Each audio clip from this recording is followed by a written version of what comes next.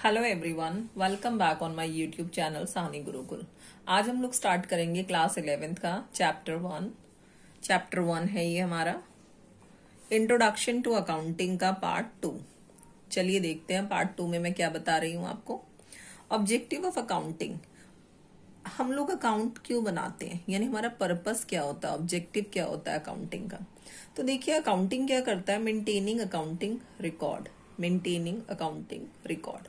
अब human brain कैसा होता है, आप आज याद रखेंगे ट्रांजैक्शन, लेकिन आपसे 10 दिन बाद पूछा जाए तो क्या ब्रेन में ट्रांजैक्शन याद रहेंगे? नहीं।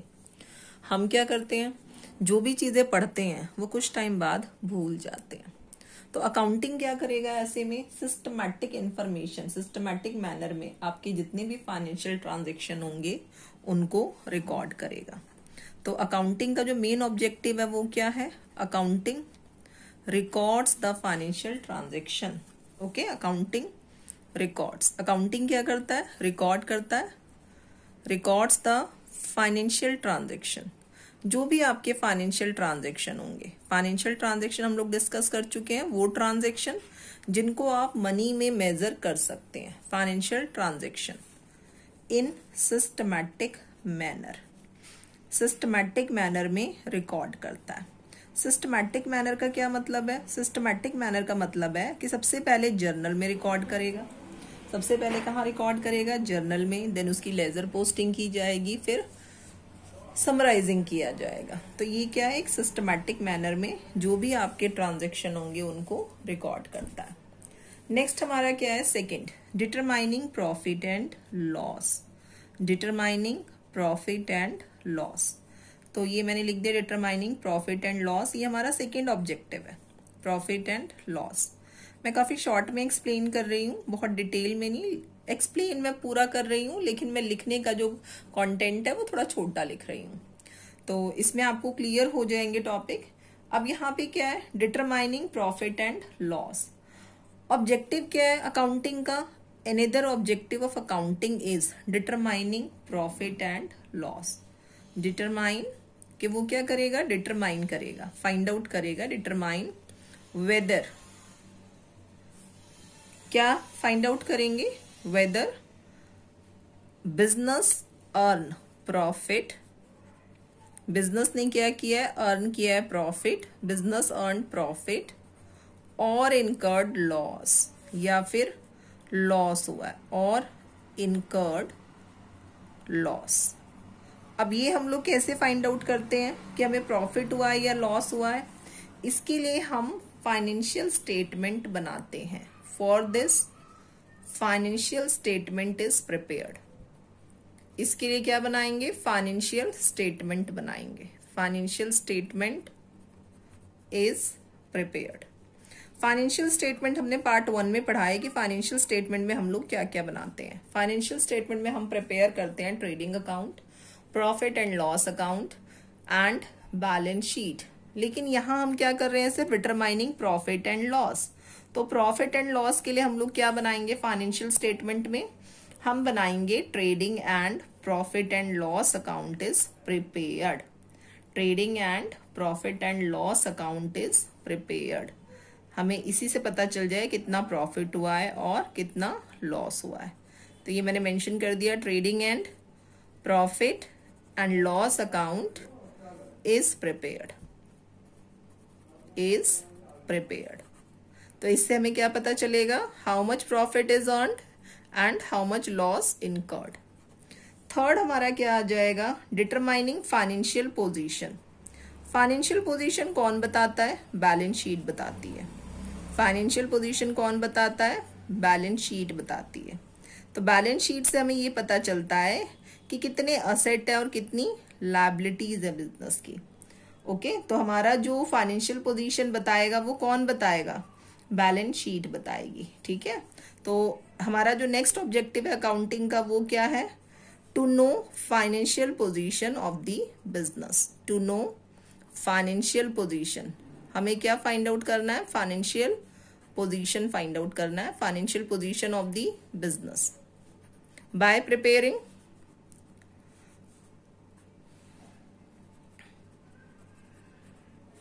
by preparing balance sheet. कैसे? बैलेंस शीट प्रिपेयर करके, बाय प्रिपेयरिंग बैलेंस शीट। तो जो बैलेंस शीट होगी उससे हमें ये पता चल जाएगा कि कितना असेट है और कितनी लायबिलिटीज है। तो बैलेंस शीट मैंने आपको बताया था कि बैलेंस शीट में हम लोग क्या नोट डाउन करते हैं, asset and liabilities note down करते हैं। सबसे पहले हम लोग क्या करते हैं, फाइनेंशियल स्टेटमेंट जब तैयार करते हैं तो हम बनाते हैं ट्रेडिंग अकाउंट। ट्रेडिंग के बाद हम बनाते हैं प्रॉफिट एंड लॉस अकाउंट। उसके बाद बनाया जाता है बैलेंस शीट। बैलेंस शीट, तो ये हमारा थर्ड ऑब्जेक्टिव है। फोर्थ ऑब्जेक्टिव है हमारा फैसिलिटेट मैनेजमेंट। Facilitate management. जो हमारा अकाउंटिंग होता है वो क्या करता है, मैनेजमेंट में हेल्प करता है, मैनेजमेंट को हेल्प करता है, ये हम कह सकते हैं। जो मैनेजमेंट होता है उसको हमेशा क्या चाहिए होती है, अकाउंटिंग इन्फॉर्मेशन चाहिए होती है। मैनेजमेंट को हमेशा क्या चाहिए, अकाउंटिंग इन्फॉर्मेशन चाहिए। क्यों? क्योंकि जो मैनेजमेंट है वही डिसीजन लेगा। किस चीज के रिगार्डिंग डिसीजन लिया जाएगा, कंट्रोल कैसे किया जाए बिजनेस एक्टिविटीज को, बिजनेस एक्टिविटीज कंट्रोल करना, बजट तैयार करना, फोरकास्ट करना, फ्यूचर से रिलेटेड डिसीजन लेना, फ्यूचर में हम कौन कौन से डिसीजन लेंगे जिससे हमें प्रॉफिट होगा। तो ये सारे डिसीजन कौन लेता है, मैनेजमेंट। पर मैनेजमेंट ये डिसीजन किस बेसिस पे लेगा, अकाउंटिंग इन्फॉर्मेशन के बेस पे। तो अकाउंटिंग का जो नेक्स्ट ऑब्जेक्टिव होता है वो क्या होता है, मैनेजमेंट को फाइनेंशियल इंफॉर्मेशन प्रोवाइड करना। ओके, तो अनदर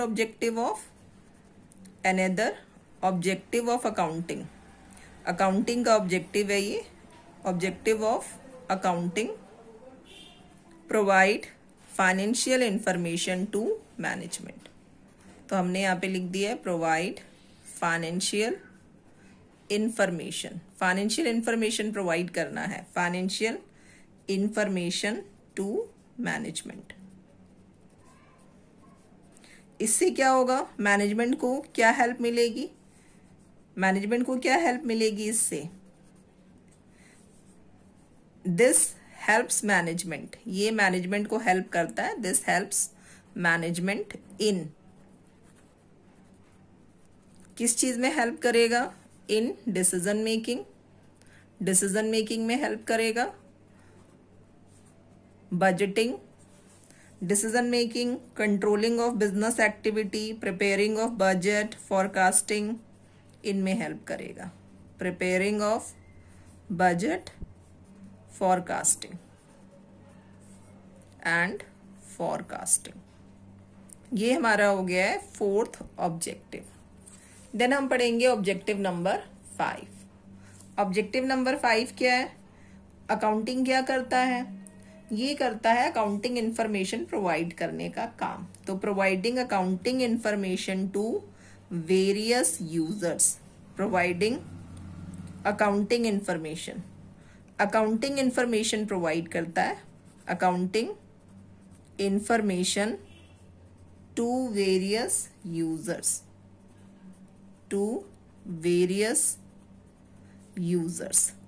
तो जितने भी यूजर्स हैं, कौन कौन से यूजर्स हैं हमारे पास, internal and external users.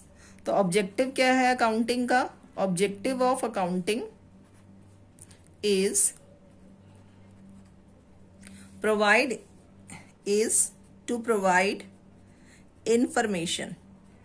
Information provide करना, इंफॉर्मेशन टू वेरियस यूजर्स, जितने भी यूजर्स हैं उनको अकाउंटिंग इंफॉर्मेशन प्रोवाइड करना।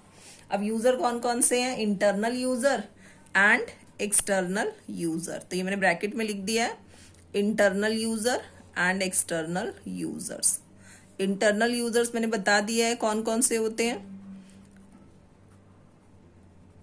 External users and internal users, ये हमने मेंशन कर दिया। इंटरनल यूजर्स कौन कौन से होते हैं, ऑनर एंड मैनेजमेंट क्या है, इंटरनल यूजर्स हैं। एक्सटर्नल में कौन है, बैंक है, गवर्नमेंट है, सप्लायर्स हैं, इन्वेस्टर्स हैं, रिसर्चर्स हैं, ये सब कौन है, एक्सटर्नल यूजर है। तो इनको इंफॉर्मेशन प्रोवाइड करने का काम किसका है, अकाउंटिंग का है। तो इसी के साथ हमारा ऑब्जेक्टिव कंप्लीट हो गया बेटा। अब हम लोग पढ़ेंगे फंक्शन ऑफ अकाउंटिंग। तो फंक्शन ऑफ अकाउंटिंग में क्या है, फंक्शन ऑफ अकाउंटिंग अगर आप देखेंगे तो ऑब्जेक्टिव के ही जैसा है बिल्कुल। फंक्शन कि अकाउंटिंग करता क्या है, तो फंक्शन भी डिस्कस कर लेते हैं।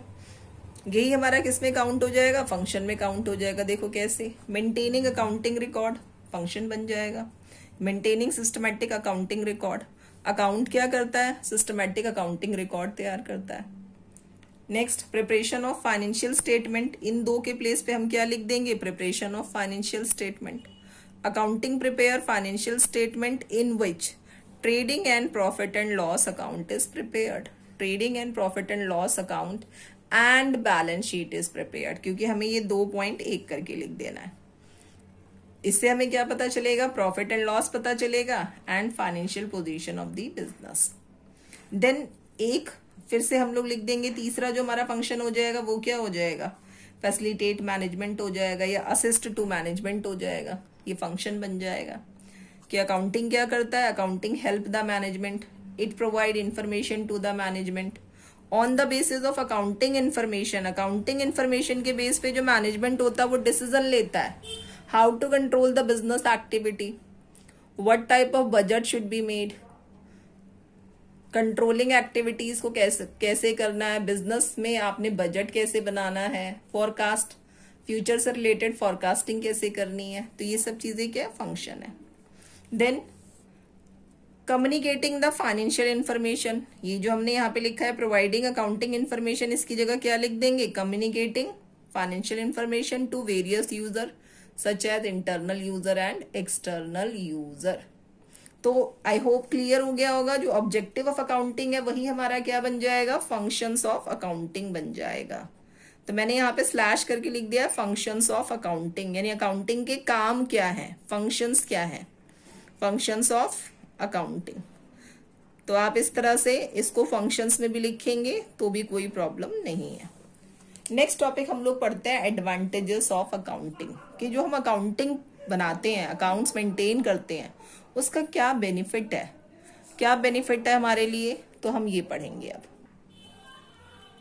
हाँ जी, अगला टॉपिक है हमारा advantage of accounting. Advantage of accounting में क्या है, सबसे पहला एडवांटेज है कि अकाउंटिंग आपके लिए क्या बेनिफिट प्रोवाइड करता है। तो क्या बेनिफिट प्रोवाइड करता है, फाइनेंशियल इंफॉर्मेशन अबाउट बिजनेस, ये आपको बताता है फाइनेंशियल इंफॉर्मेशन, बिजनेस के बारे में जो फाइनेंशियल इंफॉर्मेशन है। फाइनेंशियल इंफॉर्मेशन यानी अकाउंटिंग पीरियड के ड्यूरेशन में, अकाउंटिंग पीरियड क्या है हमारा 1 अप्रैल टू 31 मार्च, उस ड्यूरेशन में हमारी कंपनी ने, हमारी फर्म ने कितना प्रॉफिट अर्न किया, कितना लॉस इनकर्ड किया, इसकी जानकारी हमें कहां से मिलेगी, अकाउंटिंग से, अकाउंटिंग से।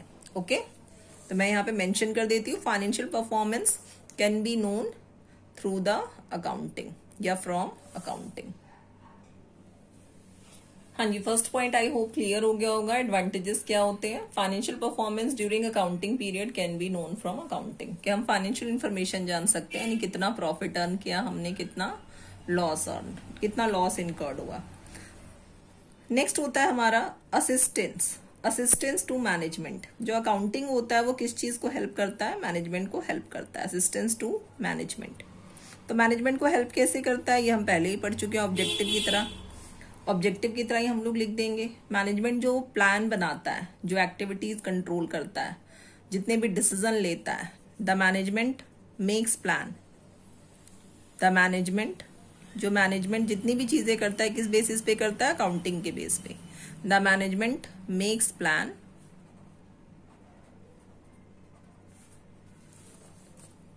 प्लान बनाता है, टेक्स डिसीजन, डिसीजन लेता है,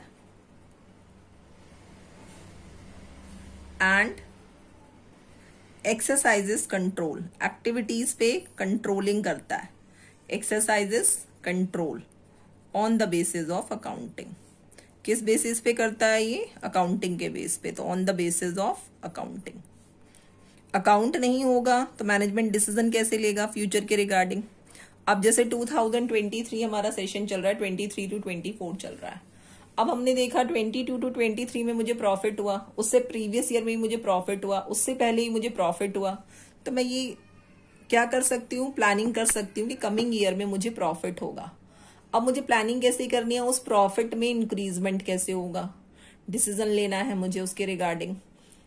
एक्टिविटीज को कंट्रोल करना मतलब मैं अपने कॉस्ट को रिड्यूस कैसे करूं, तो ये सारी चीजों में हेल्प करेगा कौन? अकाउंटिंग। यानी अकाउंटिंग से ही आपको ये सारी इंफॉर्मेशन मिलेगी कि आप किस तरह का डिसीजन लेंगे, आप प्लान कैसा रेडी करेंगे।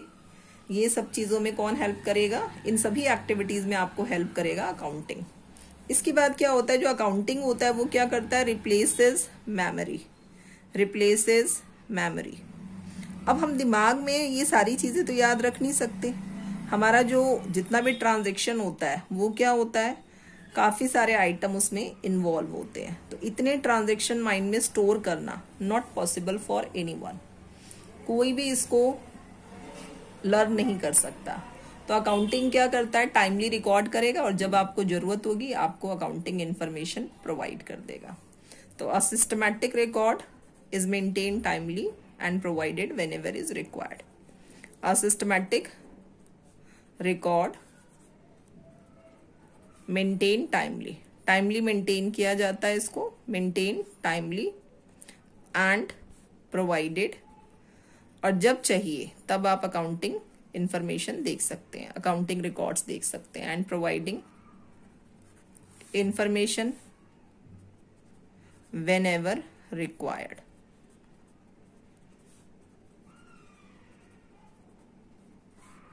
ये हमारा क्या आ गया? तीसरा बेनिफिट आ गया, अकाउंटिंग का एडवांटेज आ गया। फोर्थ हमारा क्या आ जाएगा एडवांटेज? कंपैरेटिव स्टडी में हेल्प करता है, फैसिलिटेट, फैसिलिटेट इन कंपैरेटिव स्टडी। हमें किस चीज में हेल्प करेगा? कंपैरेटिव स्टडी में हेल्प करेगा, कंपैरेटिव स्टडी। अकाउंट में क्या होता है कि आपने एक ईयर में फाइनेंशियल स्टेटमेंट यानी end of the year like 31 मार्च को आपने फाइनेंशियल स्टेटमेंट तैयार किया। अब सपोज मैंने 31 मार्च 2022 को फाइनेंशियल स्टेटमेंट तैयार किया अपनी कंपनी का, तो उसमें मुझे ये पता था प्रॉफिट कितना हुआ, लॉस कितना हुआ। फिर 2023 में भी तैयार किया गया 31 मार्च को, तो हम क्या कर सकते हैं? 2023 का फाइनेंशियल स्टेटमेंट 22 से कंपेयर कर सकते हैं, जितने भी प्रीवियस ईयर हैं उनसे हम कंपेयर कर सकते हैं, एक ईयर के रिजल्ट को दूसरे ईयर के रिजल्ट से कंपेयर कर सकते हैं, and we can find out we are growing up और नॉट। हम ये चीज भी फाइंड आउट कर सकते हैं कि जो हमारा बिजनेस है वो ग्रो अप कर रहा है या नहीं कर रहा है। यानी प्रॉफिट अगर इंक्रीज हो रहा है तो ऑब्वियस सी बात है कि हमारा बिजनेस क्या कर रहा है? ग्रो कर रहा है। और अगर प्रॉफिट हमारा डिक्लाइन हो रहा है प्रीवियस ईयर के कंपैरेटिवली, दैट मीन्स कुछ ना कुछ लैकिंग है, हमें अपने प्लान्स पॉलिसीज में कुछ ना कुछ चेंजेस करने चाहिए। There is need to change in plans and policies. तो कंपैरेटिव स्टडी में भी कौन हेल्प करेगा? अकाउंटिंग हेल्प करेगा।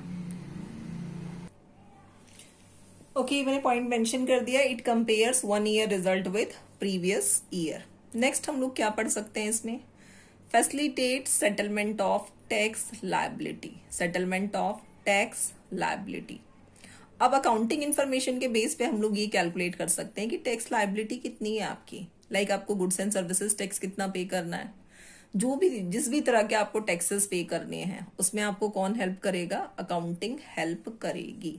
तो अकाउंटिंग किस चीज में हेल्पफुल है? टैक्स लायबिलिटीज को सेटल करने में, टैक्स लायबिलिटीज को सेटल करने में। तो हमने यहाँ पे मेंशन कर दिया है facilitates settlement of tax liability, settlement of tax liability. ये टैक्स लायबिलिटीज को सेटलमेंट करता है।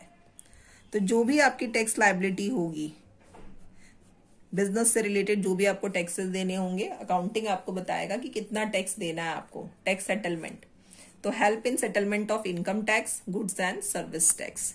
जो भी सिस्टमैटिक अकाउंटिंग होगी, आ systematic accounting help in, systematic accounting help in settlement of, ये हेल्प करता है, हेल्प इन सेटलमेंट ऑफ, किस चीज में हेल्प करता है? Settlement of income tax and GST mention कर रही हूं मैं यहां पर, goods and service tax, goods and service tax. आगे हम पढ़ेंगे जीएसटी, एक लॉन्ग टॉपिक है पूरा, गुड्स एंड सर्विस टैक्स, थोड़ा थोड़ा मतलब आपका एक्सप्लेनेशन आपको मिल जाएगा। चलिए आगे देखते हैं हम लोग। फैसिलिटेट लोन, आपको किस चीज में हेल्प करता है? ये लोन में हेल्प करता है, लोन लेने में हेल्प करता है। फैसिलिटेट लोन,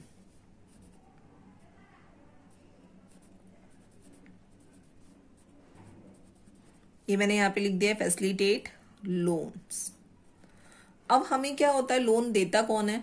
बैंक देगा, फाइनेंशियल इंस्टीट्यूशन देगा लोन। लेकिन दिया किस चीज पर जाता है? On the basis of our accounting record, हमारे अकाउंटिंग रिकॉर्ड के बेस पे दिया जाता है। अकाउंटिंग रिकॉर्ड कैसा है? अकाउंटिंग रिकॉर्ड ऐसा है कि हमारा ग्रोथ पोटेंशियल शो कर रहा है, ग्रोथ पोटेंशियल शो कर रहा है, हमारी परफॉर्मेंस अच्छी है। तो अकाउंटिंग जो होता है वो इंफॉर्मेशन प्रोवाइड करेगा बैंक को, फाइनेंशियल इंस्टीट्यूशन को, तब कहीं जाके बैंक और फाइनेंशियल इंस्टीट्यूशन एग्री करेंगे आपको लोन देने के लिए। वैसे लोन के लिए काफी प्रोसीजर होते हैं। जो लोन होते हैं जनरली वो क्या होते हैं? सिक्योर्ड होते हैं, यानी आपको असेट मॉर्टेज रख के लोन लेना है। तो लोन लेने के काफी सारे प्रोसीजर हैं, मतलब काफी सारी फॉर्मेलिटीज हमें फुलफिल करनी पड़ती है। लेकिन आपको क्या करना है? सबसे पहले अपने बिजनेस का रिकॉर्ड दिखाना है। तो बिजनेस का रिकॉर्ड क्या दिखाओगे आप? अकाउंटिंग इंफॉर्मेशन दिखाओगे, अकाउंटिंग इंफॉर्मेशन दिखाओगे। इसके बाद आप बताओगे ना कि मेरा असेट अवेलेबल है एज अ सिक्योरिटी, कि मैं as a security asset provide कर सकता हूँ, कर सकती हूँ, तब आपको बैंक लोन प्रोवाइड करेगा। तो ये क्या करेगा? फैसिलिटेट लोन, लोन में आपको हेल्प करेगा। तो इस पॉइंट को मैं लिख देती हूँ, loan is granted by the bank and financial institution on the basis of accounting information. हाँ जी, मैंने मेंशन कर दिया है facilitate loan. Loan is granted by the bank and financial institution. किस बेसिस पे दिया जाता है? अकाउंटिंग इंफॉर्मेशन के बेस पे। अकाउंटिंग इंफॉर्मेशन आपको बताती है कि आपकी परफॉर्मेंस कैसी है एंड आपके कौन से असेट अवेलेबल हैं जिसे आप एज अ सिक्योरिटी देकर लोन ले सकते हैं।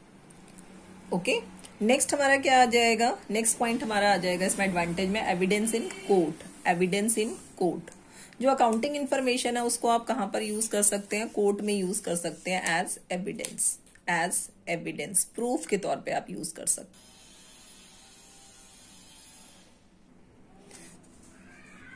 हाँ जी, evidence in court. Evidence in court ही हम लोग पढ़ रहे हैं, पॉइंट नंबर 7 है ये एडवांटेज का। सिस्टमैटिक जो रिकॉर्ड होता है उसे कौन एक्सेप्ट करता है? कोर्ट भी एक्सेप्ट कर लेता है। Is accepted by court, accepted by court as evidence, evidence. Next हमारा क्या है? Facilitate sale of business, facilitate sale of business. इसका मतलब क्या है? बिजनेस को सेल आउट करने में सहायक है, हेल्पफुल है। सेल ऑफ बिजनेस, ये हमने पॉइंट नंबर 8 लिख लिया। तो अगर आप बिजनेस बेचना चाहते हैं, बिजनेस आप बेचना चाहते हैं और चाहते हैं सामने वाला आपके बिजनेस का सही प्राइस आपको दे, तो आप क्या करेंगे? अकाउंटिंग जो इन्फॉर्मेशन है उसी के बेस पे, यानी अकाउंटिंग रिकॉर्ड के बेस पे पता चलेगा आपका बिजनेस जो है वो कैसा चल रहा है। तो अगर आपको बिजनेस बेचना है, बिजनेस बेचना है, तो जो आपने अकाउंटिंग मेंटेन किया है वो आपको हेल्प करेगा, वो आपको हेल्प करेगा उसको सेल आउट करने में। यानी परचेजर जो है वो प्रॉपर प्राइस जो आपके बिजनेस का लगाएगा वो किस बेसिस पे लगाएगा? आपके अकाउंटिंग रिकॉर्ड के बेस पे लगाएगा, जो आपने अकाउंट मेंटेन किए। फैसिलिटेट सेल ऑफ बिजनेस हमने पढ़ लिया कि अगर किसी की बिजनेस को बेचने की इच्छा है तो अकाउंट के बेस पे वो अपने बिजनेस का प्रॉपर प्राइस जो है वो कैलकुलेट करा सकता है। नेक्स्ट हमारा क्या होता है? Assistant, assistance in the event of insolvency. Insolvency, insolvency का मतलब क्या होता है? इंसॉल्वेंसी का मतलब ये होता है कि जो बिजनेसमैन है, जो बिजनेसमैन है यानी जो प्रोप्राइटर है, जिसने फर्म में पैसा लगाया, बिजनेस में पैसा लगाने वाला पर्सन कौन है? प्रोप्राइटर है। आप उसे क्या बोल सकते हैं? बिजनेस का ओनर है, इन्वेस्टर है। तो जब पैसा लगाया, बिजनेस में पैसा लगाया, इसके बाद क्या होता है कि कुछ पैसा हम लोग क्या करते हैं? उधार लेकर भी लगाते हैं, उधार लेकर भी लगाते हैं। तो अगर कोई पर्सन अपनी उधारी देने में असक्षम है, that means if a person is unable to pay off his debt, unable to pay off his debts, that is called insolvent. उसे हम क्या बोलते हैं? इंसॉल्वेंट बोलते हैं। तो इंसॉल्वेंसी आप कैसे प्रूव करोगे? अपने अकाउंटिंग रिकॉर्ड से ही प्रूव करोगे, अपने अकाउंटिंग रिकॉर्ड से ही आप प्रूफ करोगे और उस सिचुएशन से बाहर निकलोगे। तो इसमें भी आपको कौन हेल्प करेगा? अकाउंट ही आपको हेल्प करेगा। तो पॉइंट नंबर 9 में लिख रही हूं यहाँ पे, assistance in the event of insolvency.